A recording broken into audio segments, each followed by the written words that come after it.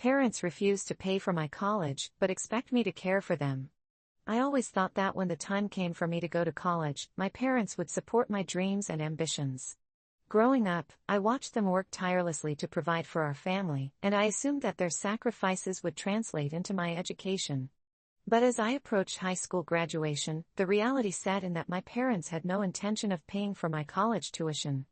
The conversations leading up to that moment were filled with vague promises and half-hearted reassurances. I remember the night it all came to a head. I sat my parents down, excitement bubbling inside me as I shared my acceptance letter to a local university with a fantastic program in my field of interest. Their faces didn't light up with pride as I expected. Instead, they exchanged glances that made my stomach churn. "We need to talk," my dad said, his tone serious. "Your mother and I have been discussing the future, and we can't afford to pay for your college." My heart sank. "What do you mean? You've always said education is important." I was pleading now, desperate for some kind of hope. "We just can't swing it," my mom replied, her voice devoid of any empathy. "You'll have to figure it out on your own." I felt like the world was crashing down around me. All the late nights studying, all the sacrifices I had made, suddenly seemed pointless. I had worked hard to maintain my grades, thinking that it would lead to this moment, but here I was, facing rejection from the very people who I thought would have my back. They suggested I take out loans or find a job, but the thought of graduating with a mountain of debt terrified me. I had already planned to apply for scholarships, but I didn't want to be at the mercy of some random committee. As if that wasn't enough, my parents had the audacity to add, "And once you're out of college, we expect you to help take care of us." It felt like a slap in the face. After everything they had said, they were now expecting me to bear the burden of their care while I was still trying to figure out my own future. I stormed out of the room, my emotions boiling over. I couldn't believe how selfish they were being. I had always thought we were a family that supported one another, but it became painfully clear that their love came with strings attached. In the weeks that followed, I tried to stay focused on my goal of attending college, but the weight of my parents' rejection was crushing. I applied for every scholarship I could find, spending hours writing essays and gathering recommendation letters. I even picked up a part-time job at a local cafe, trying to save money for tuition. It was exhausting, and the pressure only increased as graduation approached. I often found myself lying awake at night, worrying about how I would manage to pay for college and still support my family. I wanted to scream at my parents for expecting me to be their caregiver when they wouldn't even support my education. But deep down, I feared the fallout. I knew they wouldn't take it well if I expressed my frustrations. Then, one day, my mom fell ill. It started with a cold, but it quickly escalated into something more serious. I rushed home from work when I got the call from my dad, who sounded frantic. As soon as I walked through the door, I was bombarded with their expectations once again. "You need to take care of your mother," he insisted. "I can't manage this alone." My heart raced. I was already stretched thin, and now they wanted me to play nurse on top of everything else. I helped my mom as best as I could, taking her to the doctor and managing the household chores, all while balancing my job and preparing for college. I felt like I was drowning, and with every passing day, the resentment towards my parents grew. I wanted to scream that I wasn't their maid, that I shouldn't have to put my life on hold because they decided to have children and then refused to support them. The situation only intensified. My mom's health took longer to improve than I expected, and the strain of juggling my responsibilities began to wear on me. I began to neglect my studies, and with finals approaching, I started to panic. I finally confronted my parents about how I felt. "I can't do this anymore. I'm supposed to be preparing for college, but all I do is take care of you," I shouted one evening, the frustration boiling over. "You made your choices, and now you expect me to sacrifice everything for you?" My dad's face hardened. "We gave you everything we could, and now you're throwing it back in our faces. You're being selfish." My mom looked at me with tears in her eyes, but instead of sympathy, I felt anger rising. "You expect me to pay for your college and then take care of you. I didn't ask to be your caregiver." I stormed out of the house, my mind racing. I needed to clear my head and think. I drove aimlessly around town, feeling the weight of my situation crashing down on me. Eventually, I pulled into a park and sat in my car, staring at the clouds. I realized I had a decision to make. I could either continue down this path of resentment and bitterness, or I could break free from their expectations. That night, I made a plan. I would finish my current job and focus solely on my college applications. I would take control of my future, regardless of what my parents wanted from me. The next day, I went home and announced my decision. I'm not going to take care of you anymore. I need to focus on my college applications and my future. I'm done being your backup plan. The reaction was explosive. My dad shouted, calling me ungrateful, and my mom sobbed uncontrollably, claiming I was abandoning them. But I stood firm. I wasn't abandoning them, I was finally prioritizing myself for once. The weeks that followed were tense. My parents refused to speak to me, and the house was filled with a heavy silence that made it clear that the dynamic had changed. I was still applying for scholarships, and I managed to secure a couple that would help ease my financial burden. But every day felt like a battle, and I constantly worried about what would happen when I finally left for college. Graduation came, and I felt an overwhelming mix of emotions. My parents attended, but it was as if they were there out of obligation rather than support. The pride I had hoped to see in their eyes was replaced by a cold indifference. I felt detached from them, as if I had crossed a line that could never be uncrossed. As I walked across the stage to receive my diploma, I realized that I had chosen a different path. I was finally breaking free from their expectations and carving out my own future. I packed my bags for college, feeling a mix of excitement and fear. As I drove away from home, I took one last look at the place I had grown up in. I felt a sense of liberation wash over me. I was finally choosing to live for myself, and while the road ahead was uncertain, it was mine to navigate. And as I embarked on this new chapter, I realized that I could be the one in control of my life, despite my parents' demands. It was time for me to build my own future, free from the weight of their expectations.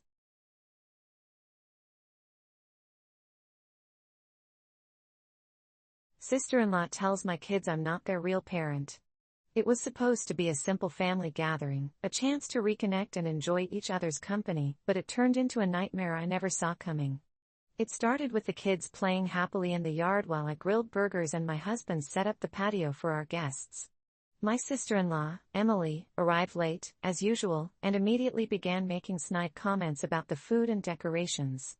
I brushed it off because I wanted to enjoy the day and keep the peace for my children's sake. The day went on, laughter echoing through the backyard, and everything felt normal until dessert time, when the conversation took a dark turn. I had just cut up a big bowl of strawberries when I overheard Emily talking to my kids, Jamie and Sophie. Curiosity piqued, I leaned closer, pretending to busy myself with the dessert table while eavesdropping. You know, you don't have to listen to everything your mom says. She's not really your mom, I heard her say, her voice casual yet filled with a condescending undertone. My heart sank.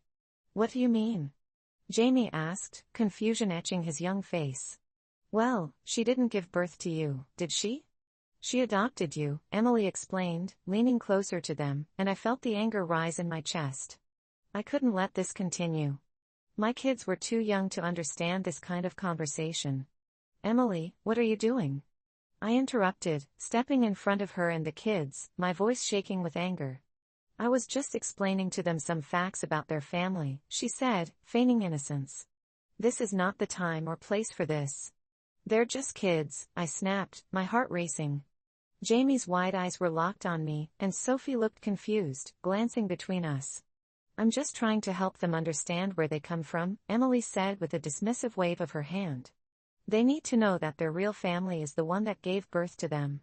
That is not your place to say, I shot back, trying to maintain my composure. They know they're adopted. We've talked about it. They don't need you to create doubt in their minds. Oh, come on. It's the truth, she insisted, her tone dripping with sarcasm. My kids were standing there, clearly confused, and I felt my heart breaking as I watched them process the words Emily had thrown at them. Mom, am I not your real son? Jamie asked, his voice trembling, and I felt a wave of devastation wash over me. No, sweetheart, you are my son. You are every bit my son. We love you, and that's what makes us a family, I reassured him, kneeling down to their level, but I could see the uncertainty in their eyes. But Aunt Emily said. He started, and I quickly cut him off, turning my full attention to him. Aunt Emily is wrong. Family is about love and care, not just blood. You are my son, and nothing can change that. I felt Emily's smug gaze piercing through me, her smirk infuriating. You're just trying to make yourself feel better, but kids deserve to know the truth, she said, her words laced with judgment. What truth? That you want to undermine everything we've built as a family. I replied, my anger boiling over. If you can't be supportive and respectful of our family dynamics, then I don't want you around my children. Emily crossed her arms defiantly, her expression hardening. Fine. I'll leave, but you're only hurting them by lying to them about their origins. As she stormed away, I felt a mix of relief and anger. I turned back to my kids, wrapping them in my arms. I'm so sorry you had to hear that, I whispered, holding them tightly. Mom, why did she say those things? Sophie asked, tears welling in her eyes. Because some people don't understand that family is about love, not just blood. You are my kids, and that will never change, I assured them, but doubt lingered in the air. After that day, things felt different. My sister-in-law became a ghost at family gatherings, and the silence between us was deafening. I spent countless nights worrying about the impact her words had on Jamie and Sophie. They seemed fine, but I could tell that something had shifted in their perception of our family. Every time they asked about their adoption, I was careful with my words, trying to instill a sense of pride and security while also deflecting the negativity Emily had introduced. As the weeks passed, I realized that my kids were still processing the whole situation. They would occasionally ask me if I was their real mom, and I would reassure them time and again, but the pain of that day lingered. I knew I had to confront Emily again, not just for my sake, but for the well-being of my children. I reached out to her, suggesting we meet for coffee. I wanted to clear the air, but deep down, I was bracing myself for another confrontation. When we sat down, the tension was palpable. I took a deep breath, knowing this had to be addressed. Emily, we need to talk about what happened at the barbecue, I began, my voice steady. Your words hurt my kids, and that's not okay. She rolled her eyes, dismissing my feelings. They needed to know the truth. But it's not your place to decide how they learn about their adoption. I'm their mother, and I will explain things to them in my own time, I said, trying to keep my cool. You can't just throw that information at them like it's nothing. She huffed, crossing her arms defensively.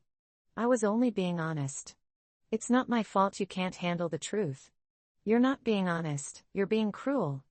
Family is about love, and that's what we've built. You are tearing that down with your words, I replied, feeling my voice shake with emotion. She stared at me, her expression hardening as she processed my words. You think you're better than me just because you adopted them, she spat. That's not what this is about. I shot back. This is about your choice to undermine my authority and my love for them. If you can't respect our family, then I can't have you around them. As the conversation continued, I felt a mix of anger and sadness wash over me. I never wanted to be in this position, but I also couldn't allow Emily to hurt my children any further. I left the coffee shop feeling drained but empowered. I was determined to protect my kids from any further negativity. Over the next few weeks, I continued to reinforce their sense of belonging, encouraging open conversations about their feelings. Mom, do you think Aunt Emily is right? Jamie asked one night as we read together. I paused, searching for the right words. Emily is wrong about many things, and she doesn't understand what family really means. You are my kids, and I love you more than anything. No one can take that away from us. They nodded, but the doubt still lingered in their eyes. I knew this would take time to heal, but I refused to let Emily's comments define our family. I made sure to create a safe space for my children, where they could express their fears and uncertainties. It was challenging, but with each passing day, I saw their confidence grow. Then, one day, Emily showed up at our house unannounced. My heart raced as I opened the door, unsure of what she wanted. Can we talk? She asked, her tone more subdued than usual. I hesitated but eventually nodded, leading her to the living room. I've been thinking a lot about what happened, she started, her eyes darting around the room. And I realized maybe I crossed a line. I wasn't expecting that. What do you mean? I asked, curious but cautious. I didn't mean to hurt your kids, I just thought they should know the truth about their origins, but I see now that I went about it all wrong, she admitted, looking genuinely remorseful. I want to apologize for how I handled it. I felt a flicker of hope. I appreciate that, Emily. It's important for us to communicate openly, especially when it comes to the kids. They deserve to feel safe and loved. She nodded, and for the first time, I felt like we were on the same page. I really do care about them, she said quietly. I just didn't know how to express that. Family is complicated, but the most important thing is love. We can work through this together if you're willing to try, I replied, feeling a sense of relief wash over me. We spent the rest of the afternoon talking, sharing stories about our childhoods and our hopes for our children's futures. As she left, I felt a sense of closure. I knew this wouldn't be the end of our challenges, but I was hopeful we could navigate them as a family. In the following months, I focused on strengthening the bond with my kids and rebuilding trust in their relationship with Emily. We took family trips, participated in activities together, and even had game nights with my sister-in-law. It was a long road, but I was determined to ensure my children knew that love was what made a family. Through all the ups and downs, we emerged stronger, and I felt grateful for the lessons learned. I realized that the love we shared as a family would always triumph over negativity and doubt. In the end, my friend stole my baby name, now she wants me to change mine. I had always dreamed of having a daughter and naming her something special, something unique that held deep meaning. When my best friend Sarah and I first discussed baby names years ago, we both casually mentioned our favorites, and I revealed mine, Aveline, a name I had loved since childhood. It felt enchanting, a blend of beauty and strength, just like I hoped my future daughter would be. Fast forward a few years, and I found out I was pregnant. The news was exhilarating, and I couldn't wait to share it with everyone, especially Sarah. I called her immediately, ecstatic, telling her about my pregnancy and the name I had chosen. Sarah sounded genuinely happy for me, and we spent hours discussing baby preparations, my nursery ideas, and how we would support each other through motherhood. Then, just a few months later, I received a text from Sarah. She had just given birth to a beautiful baby girl. My heart soared for her, but when I saw the name she had chosen, my stomach dropped. It was Aveline. I couldn't believe it. I felt like my heart had been ripped out of my chest. I was devastated. How could she take my baby name? I had told her my choice in confidence, and now she had gone and used it for her own child. It felt like a betrayal, and I struggled to process my emotions. I was happy for Sarah but felt anger bubbling beneath the surface. How could she do this to me? When I confronted her about it, she laughed it off, insisting it was a coincidence. It's such a beautiful name, how could I resist? She said, brushing aside my hurt feelings. I tried to remain composed, but inside, I was seething. I couldn't let her get away with this. I spent nights crying into my pillow, wondering if I should still name my daughter Aveline or come up with something else entirely. A part of me felt like I should abandon the name to avoid conflict, but another part felt like I was giving in to Sarah's inconsideration. I eventually decided I would keep the name Aveline because it was special to me, regardless of her decision. The weeks passed, and my due date approached. I was excited yet nervous, thinking about how things would unfold with Sarah after my daughter was born. Would she resent me for keeping the name? Would it ruin our friendship? These thoughts haunted me, but I tried to focus on my pregnancy and preparing for the big day. Then, the day finally came. I gave birth to a healthy, beautiful baby girl, and when they handed her to me, I felt a rush of love I had never known before. As I held her, I whispered, "Welcome to the world, Aveline." Just a few hours later, Sarah arrived at the hospital, her baby in her arms, beaming with pride. The moment she saw my daughter's name on the board, her smile faltered. "Oh, so you really went with Aveline?" she said, her tone a mix of surprise and disapproval. "I thought we could talk about this before you decided." I felt my heart race. "Talk about what?" "I've been telling you since I was pregnant that Aveline was my choice," I replied, trying to keep my voice steady. She rolled her eyes. "But you know I wanted to keep the name for my daughter. I thought we could share it." "Share it? You can't just take a name and expect me to give it up because you used it first," I snapped, feeling the anger boiling over. Sarah's eyes narrowed, and I could see the tension building between us. "It's not fair to me. Why can't you just change your mind?" "It's not too late," she demanded, and I couldn't believe what I was hearing. How could she have the audacity to ask me to change my daughter's name after she had taken it from me? You can't be serious right now, I said, my voice trembling with disbelief. You took my name. You can't just decide I should change it to make you comfortable. She huffed and crossed her arms, refusing to back down. It'll just cause drama between our families if we both have daughters with the same name. Think about it.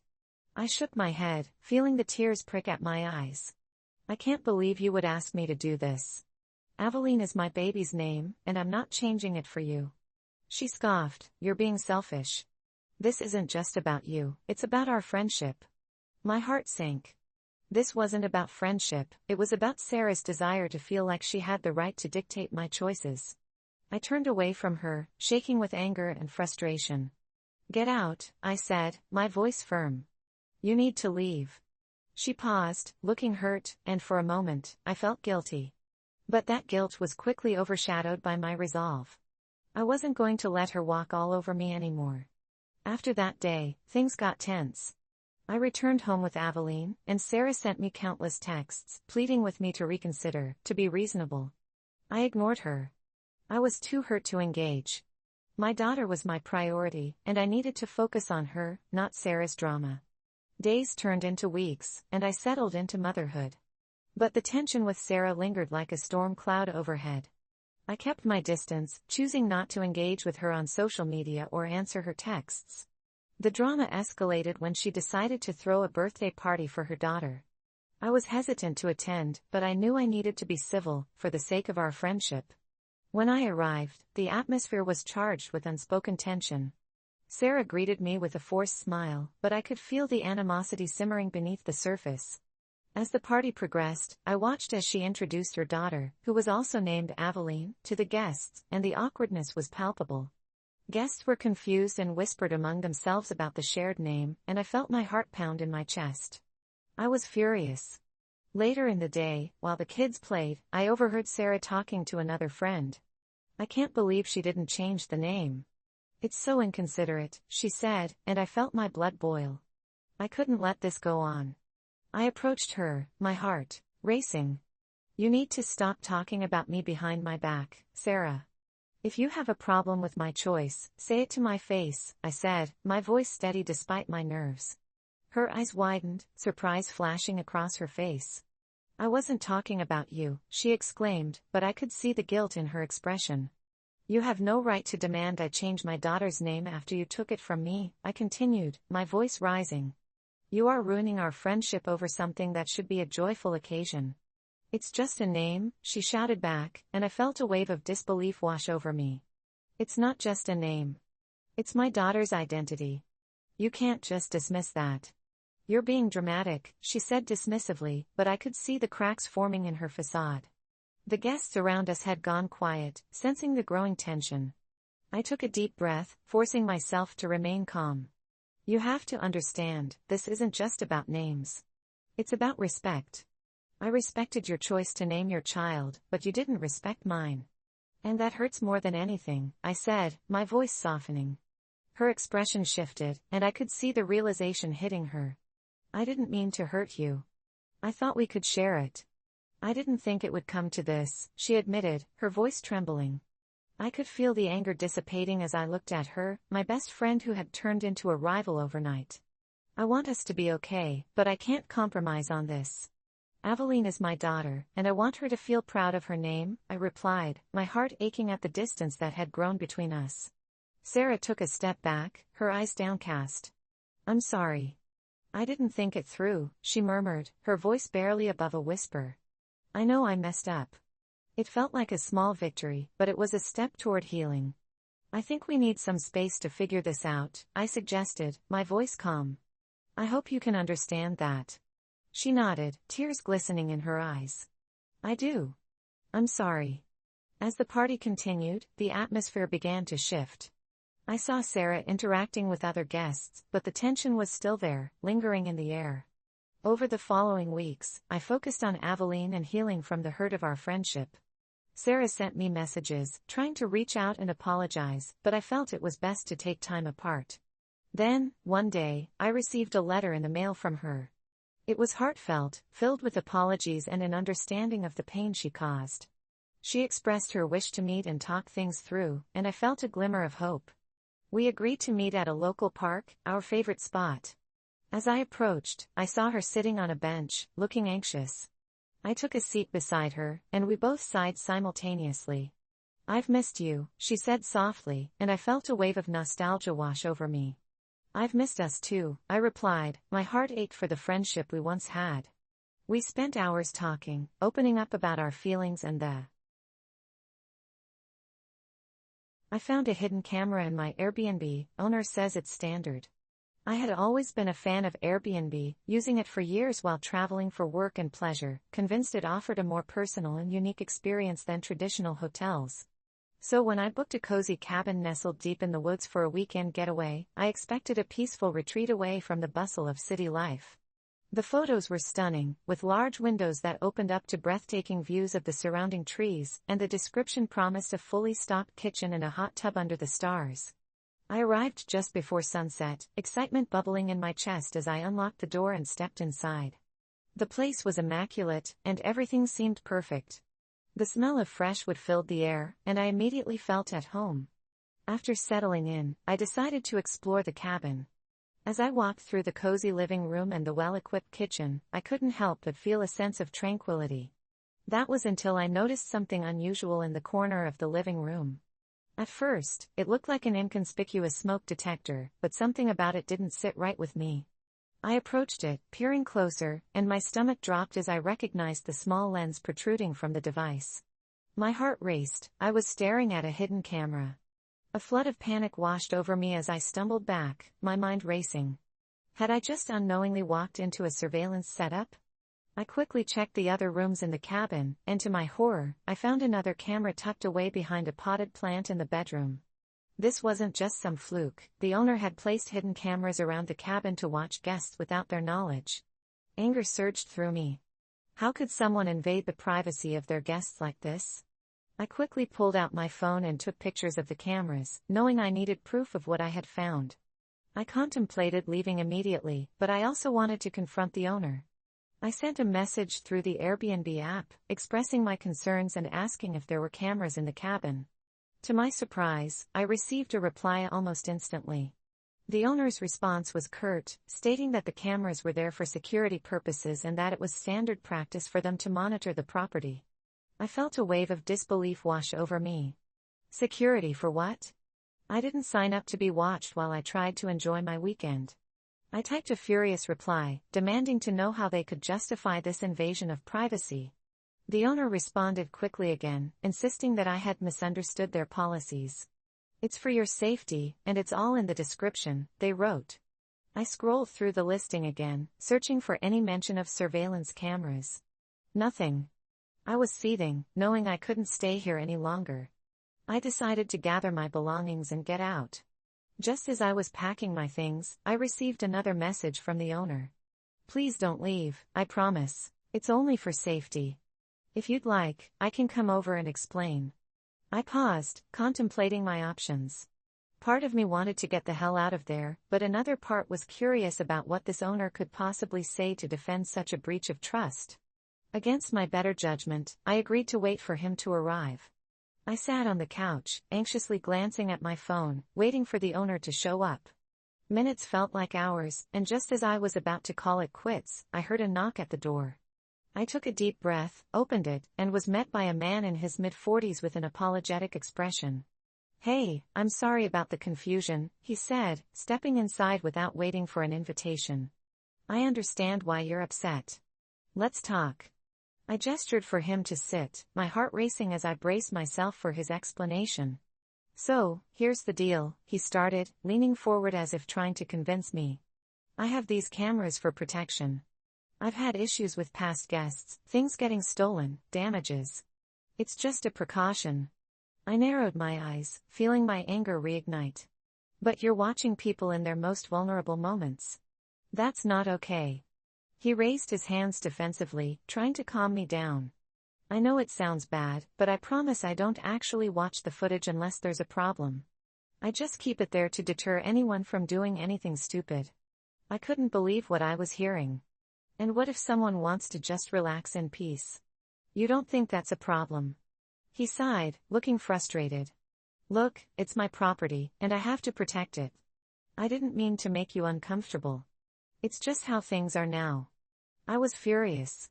This was not how I envisioned my relaxing getaway. I want a full refund, I demanded, feeling the rage bubble over. He looked taken aback. That's not really how this works. You agreed to the terms when you booked. Terms that you failed to mention hidden cameras in the description, I shot back. He opened his mouth to respond, but I cut him off. No, this isn't happening. I'm leaving. I'll report you to Airbnb for this, I said, my voice trembling with anger. His demeanor shifted. You wouldn't want to do that. You wouldn't want anyone to see the footage, he said, his tone suddenly threatening. My heart sank as fear seeped into my bones. What was he implying? What do you mean? I whispered, my voice shaky. It's just a precaution, like I said, he replied, his eyes narrowing. But if you report me, I might have to review that footage. You wouldn't want that, would you? I felt trapped, my mind racing. I didn't know what to do. The thought of him having access to that footage made my stomach churn. I just want to leave. I didn't sign up for this. I pleaded, trying to keep my voice steady. You can't just leave. You're in a contract with me, he said, and I could sense the control in his voice. Panic gripped me. I needed a plan. I'm calling the police, I blurted out, knowing I had to protect myself. I grabbed my phone, but before I could dial, he lunged forward and snatched it from my hand. You don't want to escalate this, he warned, his eyes darkening. I felt a rush of adrenaline as I realized I was in real danger. I needed to get out of there, and fast. I pushed past him, bolting for the door, but he grabbed my arm, yanking me back. You're not going anywhere, he growled, and fear shot through me. I twisted away, managing to slip out of his grasp. I ran through the cabin, frantically searching for an escape. I spotted the back door and flung it open, sprinting into the woods. My heart pounded in my chest as I dashed through the trees, branches scratching my arms and legs, adrenaline coursing through my veins. I didn't look back. I could hear him yelling behind me, but I pushed forward, desperate to escape. I stumbled and fell, scraping my palms against the rough ground. I quickly got up and continued to run, not knowing where I was going but needing to put as much distance between us as possible. I finally reached a dirt road, and I could see headlights approaching in the distance. I waved my arms, desperate for help. A car slowed down, and the driver's window rolled down. Are you okay? The woman asked, concern etched on her face. Please, I need help. There's a man at that cabin, he's dangerous, I cried, my voice shaking. She didn't hesitate. Get in, she said, and I jumped into the passenger seat. As we drove away, I could see the cabin receding in the distance, and a wave of relief washed over me. I recounted the whole story to her as we sped away, and she listened, her eyes wide with disbelief. She dropped me off at a nearby gas station, and I immediately called the police to report what had happened. The officers arrived quickly, and I gave them all the details, including the hidden cameras and the threats he made. They promised to investigate and assured me I did the right thing by coming forward. That night, I stayed in a hotel, shaken but grateful to be safe. I couldn't shake the feeling of vulnerability, the realization that I had put myself in a dangerous situation. I reported the owner to Airbnb and waited for their response, feeling a mix of anxiety and relief. A few days later, I received an email from Airbnb, confirming they had removed the listing and were investigating the matter further. I felt a sense of justice as I read their words. The experience had changed me. I would never trust an Airbnb so blindly again. I learned that sometimes, what appears cozy and welcoming can hide something sinister underneath. Now, every time I travel, I make sure to research the listings thoroughly and always trust my instincts. I never want to feel that helpless again, and I know that the world can hold hidden dangers, even in the most unexpected places. I uncovered a family secret that changes everything. It all began on an ordinary Saturday afternoon while I was cleaning out my late grandmother's attic. My family had recently gathered to mourn her passing, and now it was time to sort through the remnants of her life. The attic was a treasure trove of dusty boxes, old furniture, and forgotten memories, each item telling a story that connected me to my family's history. As I rummaged through the clutter, I stumbled upon a battered old trunk tucked away in a corner, hidden beneath a tattered quilt. Its faded leather exterior was worn and cracked, and the rusty latch creaked as I pried it open, revealing a jumble of old photographs, letters, and various trinkets. Intrigued, I began sifting through the contents, holding each piece of my family's past in my hands. Most of the photographs were familiar, depicting family gatherings, birthdays, and holidays, but there was something off about a few of them. I found a picture of my grandmother, young and radiant, standing next to a man I had never seen before. They were smiling, and there was a spark in her eyes that I hadn't recognized before. I flipped it over, hoping for a name, but it was blank. My curiosity piqued. I dug deeper into the trunk, uncovering letters tied with a faded ribbon. They were addressed to my grandmother but written in an elegant, flowing script I didn't recognize. The letters were filled with sentiments of love and longing, but the name at the bottom was unfamiliar. Derek, it read. Confused, I pulled out more letters, reading snippets that hinted at a forbidden romance. It became clear that these letters were from a man whom my grandmother had loved deeply, but why had I never heard of him? I felt an unsettling sensation creep up my spine as I continued to search through the trunk, discovering a small locket tucked away in a silk pouch. When I opened it, I found a tiny photo of the same man alongside a note, "Forever in my heart, my love." My heart raced as I began to piece things together. Who was this man, and why had he been hidden from our family? My mind was swirling with questions, and I felt an urge to confront my mother about what I had uncovered. Later that evening, after gathering the courage to bring it up, I asked my mom about the trunk and the letters. She grew pale, her eyes widening in shock. "You shouldn't have gone through that," she said, her voice trembling. "There are things in there that are better left buried." Alarm bells rang in my head as I pressed her for details. "Mom, who is Derek? Why didn't you ever tell me about him?" Tears welled in her eyes as she struggled to find her words. "Derek was a part of your grandmother's life that she wanted to forget. It was a mistake she made when she was young." I leaned in closer, desperate for the truth. What kind of mistake? Did she love him? My mother looked down, her hands shaking. Yes, she loved him. But he was married at the time, and when their affair came to light, it tore our family apart. Your grandmother was forced to cut ties with him, and she never spoke of it again.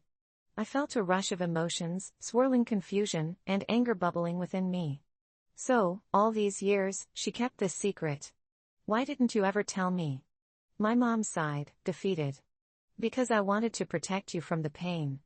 It was a dark time for our family, and I didn't want to relive it." I stood there, processing the revelation. My grandmother, the sweet woman who had always baked cookies for us and shared stories of family adventures, had a hidden past that altered everything I thought I knew about her. I felt betrayed by the silence that had surrounded this part of our family history. "Does anyone else know?" I asked, my voice barely above a whisper. "Your aunts and uncles know bits and pieces, but they all agreed to keep it quiet," she confessed. "It's a secret that has haunted our family for decades." I could hardly believe it. This was more than just a family secret, it was a legacy of heartbreak and betrayal. I didn't know whether to feel sympathy for my grandmother or anger for her decisions. I felt compelled to uncover more about Derek, the man who had stolen her heart and then vanished from our lives. After our conversation, I couldn't shake the feeling that this story wasn't finished yet. That night, I delved deeper into research. I spent hours online, searching for any trace of Derek. After a fruitless search, I stumbled upon an old newspaper archive that mentioned a tragic car accident decades ago. The article reported that a man named Derek Reynolds had died in a collision while traveling to a nearby city. The details sent chills down my spine. This man was not only a memory but a ghost that lingered in our family's history. I scoured the article for more details, discovering that he had been a well-liked local artist, someone my grandmother had adored. But why had she never told us? Why had she buried her past so deeply? Overwhelmed by the weight of the revelations, I decided I needed to visit my grandmother's grave. I felt a strong urge to connect with her, to understand the woman I had thought I knew. Standing at her grave, I felt a mix of emotions. I placed the locket and the letters on her tombstone, tears streaming down my face. "Why didn't you tell me?" I whispered, searching for answers in the silence. "Why did you hide this part of yourself from me?" As I stood there, I felt a strange sensation wash over me, as if my grandmother were somehow present, urging me to forgive her. The weight of her secret was heavy, but I began to realize that it had shaped our family in ways I couldn't fully understand. I felt a need to honor her memory, not just as the grandmother I adored but as a woman who had lived, loved, and lost. After my visit, I couldn't help but think about how these revelations would affect my relationship with my family. I decided to gather my aunts and uncles for a family dinner, determined to share what I had learned. When they arrived, I felt a knot tighten in my stomach. As we gathered around the table, I shared the story of Derek, the letters, and the hidden truth about our family history. Their faces turned pale, shock evident in their eyes. "We thought that was behind us," my Aunt Sarah said, her voice shaky. "Your grandmother's pain was ours too." The atmosphere shifted, filled with a mixture of anger and grief. "We had no idea how deeply it affected her," my Uncle Tom said, shaking his head. "She carried that burden alone." I felt a sense of responsibility for bringing the truth to light, knowing that it might lead to healing. As the evening went on, we shared our own memories of Grandma, recounting her stories and the way she had brought us all together. I realized that while the past was painful, it didn't have to define us. By uncovering the truth, I felt a weight lifted from my shoulders. We could finally acknowledge her pain and celebrate her life, flaws and all. The dinner ended with a promise to remember Grandma not just for the secrets she kept but for the love she gave us all. I found solace in knowing that while the truth was difficult, it had brought our family closer together. I left the dinner feeling lighter, ready to face whatever came next. I had uncovered a family secret that changed everything, and in doing so, I discovered the power of love, forgiveness, and the importance of embracing our history, no matter how complicated it may be.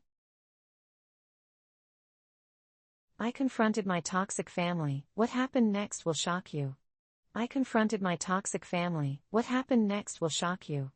I never thought I'd be the type of person to turn on their family, but here I am, thinking back on one of the most difficult decisions of my life, confronting the very people I was raised to love and respect. My family has always been complicated, to say the least. I grew up in an environment where love was conditional, where I was only appreciated if I fit their image of what I should be, and anything outside of that was dismissed or, worse, ridiculed. My mother has always been the controlling type. She knew exactly how to play on my emotions, and any decision I made that didn't align with her expectations was met with guilt trips and manipulative tears. My father was the silent enabler, someone who didn't actively put me down but would always stand behind my mother, nodding along as if he was afraid of her wrath himself. My siblings weren't much better. My older sister was the golden child, the one who could do no wrong. She would constantly get praise, encouragement, and financial support, while I was left to fend for myself. And my younger brother, well, he was the baby, the one everyone doted on while I was the forgotten middle child. I could never shake the feeling of being an outsider, even in my own home. I could tell you dozens of stories of the little ways they chipped away at my self-esteem, but the breaking point came last year. I had spent months working on a project, something I poured my heart and soul into, hoping it would finally make them proud. And when it was finished, I invited them to celebrate my achievement. But instead of acknowledging my hard work, they acted as if it was something they had helped create. My mother even went so far as to tell people that it was our family's accomplishment, taking full credit for my work as if she had done any of it. That was the moment I realized that nothing I ever did would be good enough. They would always find a way to diminish my achievements. After that, I decided I'd had enough. I spent months preparing myself mentally, replaying scenarios in my head where I finally stood up to them, rehearsing the things I wanted to say. I knew it would be risky to confront them, especially during a family gathering, but I couldn't let another holiday pass by without addressing the elephant in the room. On the day of our annual holiday dinner, I felt a strange mixture of dread and anticipation. As everyone gathered around, laughing and pretending that we were a picture-perfect family, I felt like I was watching it all through a fog. When I finally spoke up, the room fell silent. I started by addressing my mother, reminding her of all the ways she had manipulated and controlled me, from belittling my dreams to imposing her expectations on every aspect of my life. She looked at me, stunned, as if she couldn't believe I had the nerve to speak out. "I did everything for you," she said, her voice dripping with feigned hurt. "You're just ungrateful." My father jumped in, telling me to stop being dramatic, but I could see the cracks forming in his calm demeanor. I moved on to my sister, the golden child, reminding her of how she had always relished her position in the family, always enjoying the favoritism while turning a blind eye to how it affected me. She tried to laugh it off, saying I was just jealous, but I could see the guilt in her eyes. My younger brother, who had always stayed on the sidelines, looked uncomfortable, like he wanted to disappear. But as I continued, something surprising happened. My mother, in her anger, started revealing things I never knew, secrets that had been kept hidden for years. She started talking about family feuds, financial issues, and past betrayals, things that no one else in the family had been aware of. I watched as my father turned pale, realizing that my mother was unraveling decades of secrets in her rage. My siblings looked at each other, equally shocked, as years of bottled-up resentment and hidden grievances erupted into a chaotic confrontation. They started arguing among themselves, and suddenly I was no longer the target. They were finally turning on each other, and it was like watching the foundation of our family crumble before my eyes. When it was all over, I felt a strange sense of emptiness. I had finally confronted them, but it hadn't given me the satisfaction I thought it would. Instead, it made me realize just how deep the toxicity ran in our family. I left that night knowing that there was no going back. When I told them that I was going no contact, they acted like I had slapped them. My mother screamed, accusing me of abandoning the family, while my father stood there, silent as always. My sister tried to guilt me, reminding me of all the things they had done for me over the years, conveniently ignoring all the pain they had caused. But I had made up my mind. I left without looking back, and when I got home, I felt an overwhelming wave of relief. It wasn't easy to cut them off, but I knew it was necessary for my own mental health. I spent the following weeks processing everything that had happened, replaying the confrontation in my head. For the first time in my life, I felt free from their control. It was like a weight had been lifted off my shoulders, and I could finally breathe. I focused on healing, building a new life that was free from their influence. I surrounded myself with people who genuinely cared about me, friends who supported me without any hidden agendas. Going no contact wasn't easy. There were moments of doubt, times when I questioned if I had made the right decision. But each time I felt myself wavering, I remembered the years of emotional manipulation, the constant belittling, and the way they had tried to control every aspect of my life.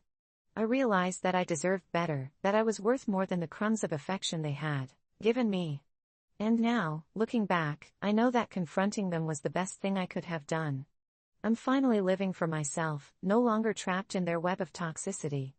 And as painful as it was to let go, I'm grateful for the freedom I've found on the other side.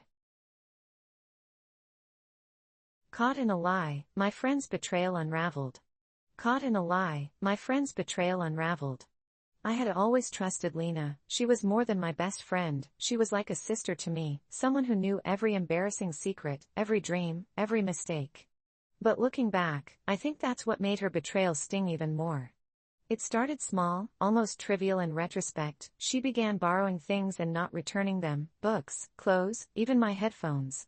She'd swear they were still at my place, or that she was just about to bring them over, but somehow, those things never made it back to me.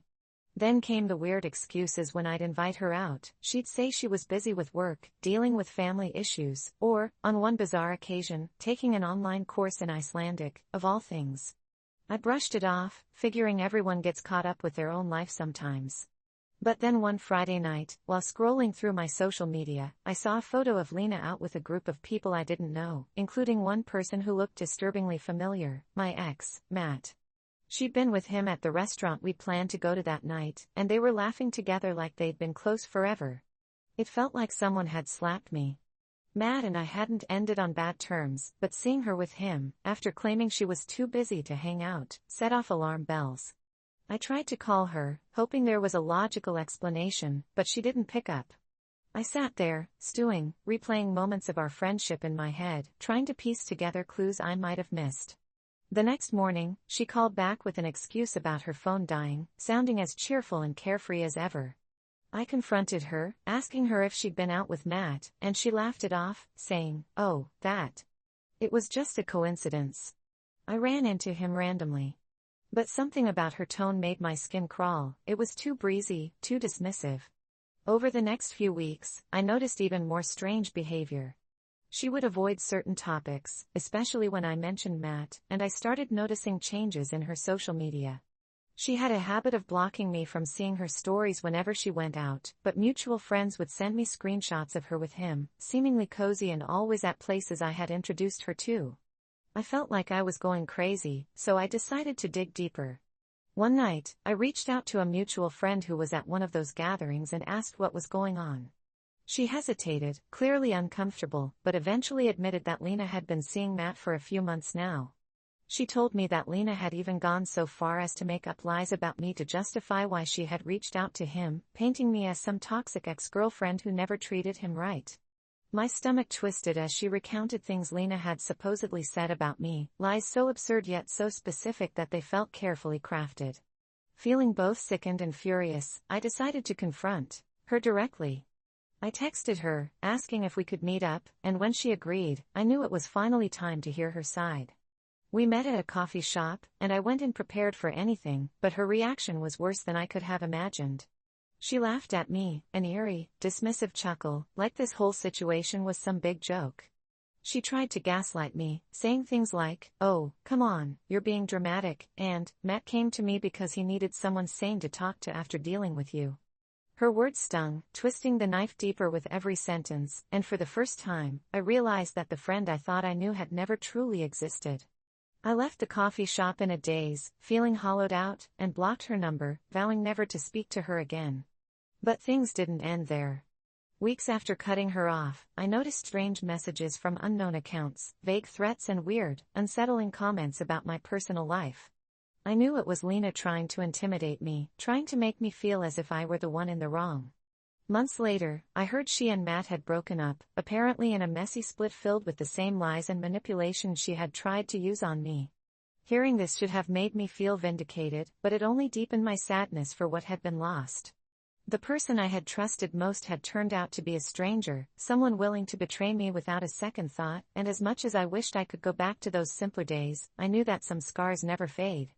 I've moved on, in some ways, building new friendships and focusing on my own life, but part of me will always be haunted by the betrayal, by the lies, by the friend I thought I knew but never truly did. The day my ex came back, a roller coaster of emotions. The day my ex came back, a roller coaster of emotions. I never expected to see him again, let alone in the middle of the grocery store, while I was juggling a carton of eggs and a box of cereal. When I looked up, there he was, standing in the aisle, looking like some ghost from my past had come back to haunt me. My heart sank, then jumped, then fluttered in the span of 5 seconds. I hadn't seen Ben in over 3 years since we broke up in what had to be the most gut-wrenching and confusing breakup of my life. I froze, unsure whether to run or wave, but before I could decide, he saw me, too, and that familiar smirk crept across his face, the one that used to make my heart race and my mind turn to mush. He walked over, and suddenly, every memory, every emotion I thought I'd buried came flooding back, swirling around in my head like a tornado I couldn't escape. "Hey, it's been a while," he said casually, as if he hadn't been the one to vanish from my life without a trace. I stammered something resembling a greeting, trying to hide the storm brewing inside me. I asked him how he'd been, and before I knew it, we were chatting like old friends, catching up on lost years. He told me he was back in town temporarily, just for a few months for a work project, but there was something in his tone that suggested he was testing the waters, seeing if I was open to more. Against my better judgment, I agreed to meet him for coffee later in the week, part of me knowing this was a terrible idea, yet another part yearning to see if there was still something between us. That coffee date was surreal, a mix of nostalgia and awkward tension as we talked about our lives, our careers, our families, skirting around the elephant in the room, why he'd left so abruptly all those years ago. Eventually, I worked up the courage to ask him, to demand some sort of closure, but he brushed it off with a vague excuse about needing space and finding himself, as if those words could erase the heartache he'd left behind. But then, just when I thought he'd given me nothing, he confessed something that shook me to my core. He'd regretted leaving ever since, that not a day had passed when he didn't think about me. Suddenly, all the resentment I'd held onto, all the anger, started to crack, making way for something dangerous: hope. He asked if we could try again, if we could see where things might go now that we were older, wiser, supposedly more prepared for what love might throw at us. I told him I needed time to think, that I couldn't just forgive and forget like nothing had happened.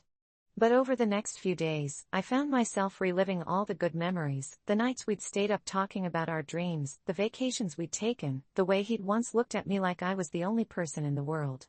Against all rational thought, I found myself wanting to say yes, wanting to believe that people could change, that we could be happy together again. We started seeing each other, cautiously at first, meeting for dinner, going on walks, just talking and getting to know each other again.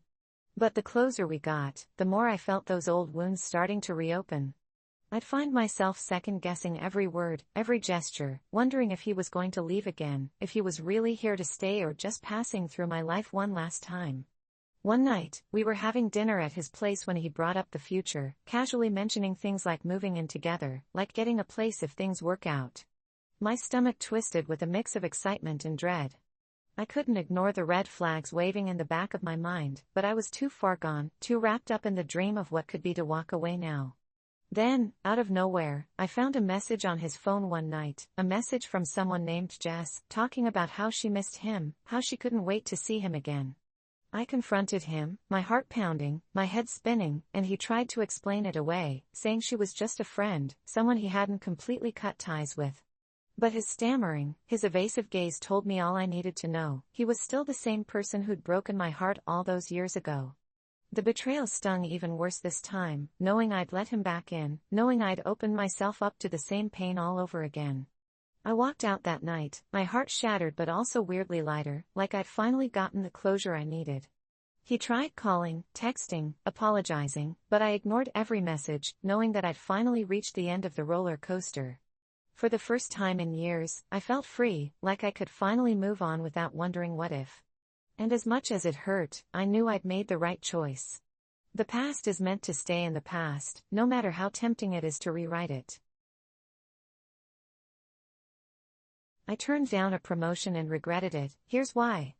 I turned down a promotion and regretted it. Here's why. It was a decision I thought I'd never make. I'd worked hard for years, climbing the ladder at the company, sacrificing weekends, late nights, even parts of my personal life just to get ahead. So when my boss finally offered me that long-awaited promotion, the one I'd been dreaming of, I shocked even myself by saying, no. It wasn't impulsive, or at least it didn't feel that way.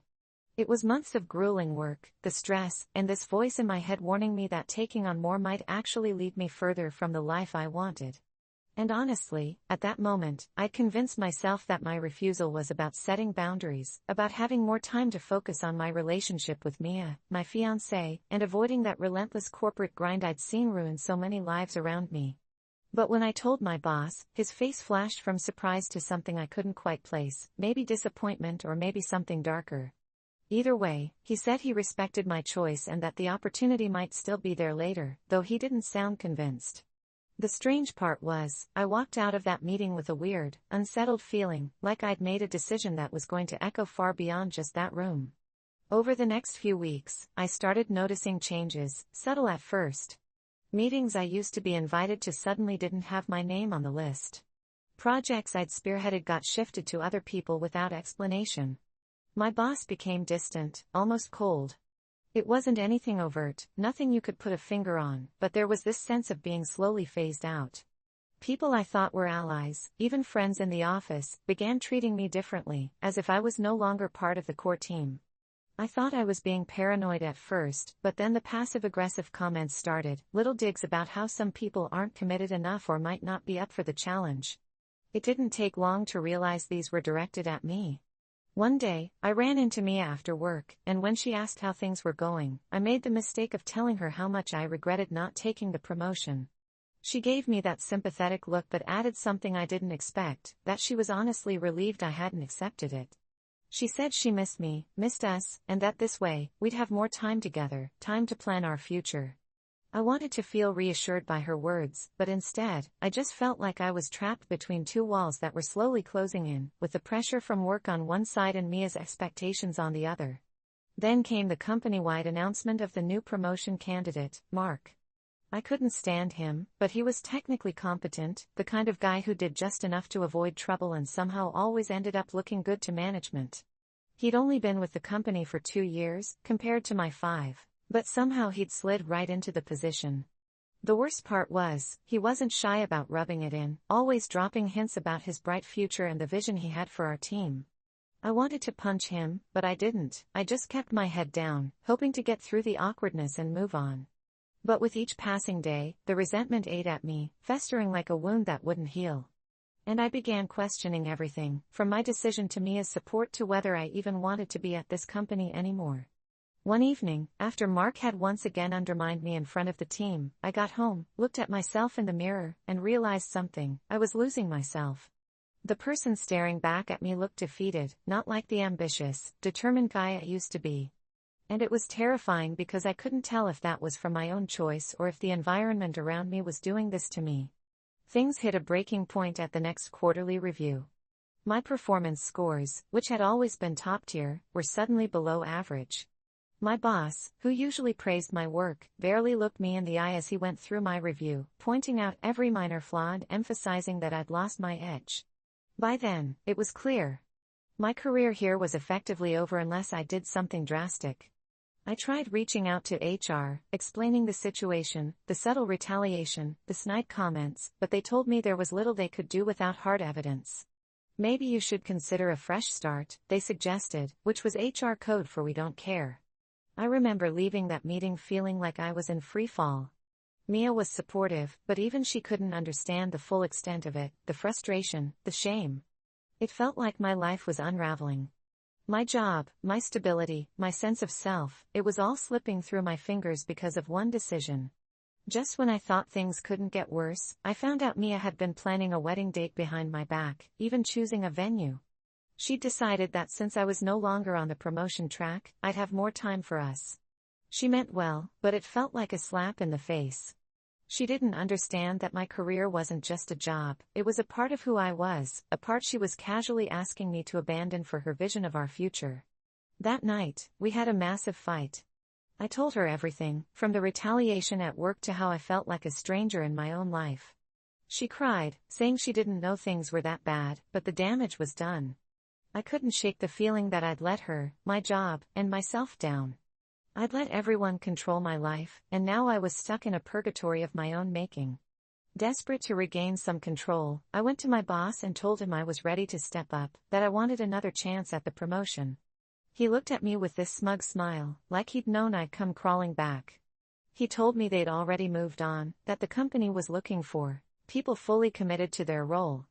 In that moment, I realized he'd never intended to give me a second chance.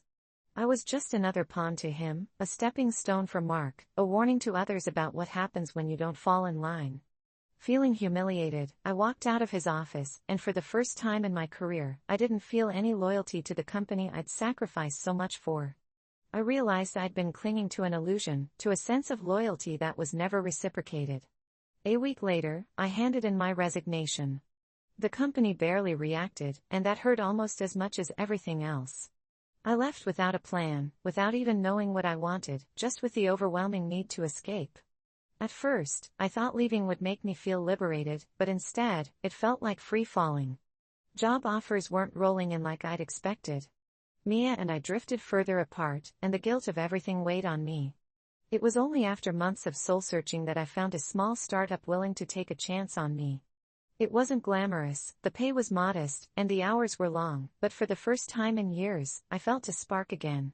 I had the freedom to make decisions, to learn from my mistakes, and rebuild myself on my own terms. Looking back, turning down that promotion had been the beginning of a painful journey that shattered my illusions but ultimately gave me the clarity I needed. I lost a lot, friends, stability, even my relationship with Mia, but I gained something far more valuable, the strength to start over and the wisdom to never let myself be boxed in again. If I could give advice to anyone reading this, it'd be this: sometimes, what feels like a wrong decision is just life pushing you toward the right path, no matter how painful the journey may be.